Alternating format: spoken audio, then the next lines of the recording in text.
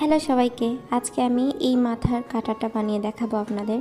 তো প্রথমে এটাকে গোল করে বেলে নিয়েছি, এরপর এটার একটা শেপে কেটে নিচ্ছি। আপনারা এই কাঁটা বিভিন্ন ধরনের শেপে বানিয়ে নিতে পারবেন, যেমন বিভিন্ন ফুল দিয়ে বানাতে পারবেন। আমি এই শেপে বানিয়ে নিয়েছি, দেখা যাক শেষ পর্যন্ত কি হয়।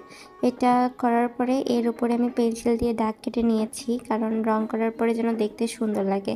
আর দেখবেন যে প্লেন কিছুতে রং করলে যেরকম সুন্দর লাগে তার থেকে বেশি সুন্দর লাগে সেখানে যদি কোনো ডিজাইন থাকে, সেই জিনিসে রং করলে আরও বেশি ফুটে ওঠে। আজকে আপনাদের কিছু কথা বলি, যারা আমার ভিডিও দেখেন কিন্তু আমাকে সাপোর্ট করতেছেন না, তাদের জন্য আমার একটা রিকোয়েস্ট, আপনারা প্লিজ একটা লাইক কমেন্ট করে যাবেন, কারণ আপনাদের সাপোর্ট পেলে আমার মনে হয় যে না, সবাই পছন্দ করতেছে, তখন আমার ভিডিও বা ক্রাফটের কাজগুলো করতে ইচ্ছে হয়।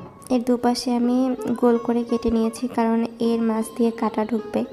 আমি আপনাকে প্রথমে ডিজাইনটা যেটা দেখিয়েছি সেটা দেখলেই বুঝতে পারবেন। এরপর 24 ঘন্টা এটাকে রেস্টে রাখতে হবে, আর রেস্টে রাখার পরে যখন শুকিয়ে যাবে তখন এটাকে কালার করা হবে। এটা একদম শুকিয়ে গেছে, এখন এখানে রং করার পালা। মাথার কাঁটাগুলো তো কাঠের হয়ে থাকে, তাই ভাবলাম কাঠালি কালার করা যাক, দেখি কেমন লাগে। এটা হচ্ছে মাথার কাটার ফাইনাল লুক।